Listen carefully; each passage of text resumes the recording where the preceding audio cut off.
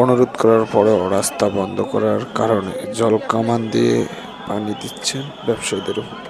Police বারবার অনুরোধ করেছিল ব্যবসায়ীদেরকে রাস্তা বন্ধ না করে সরকারের সাথে সমঝোতায় বসতে।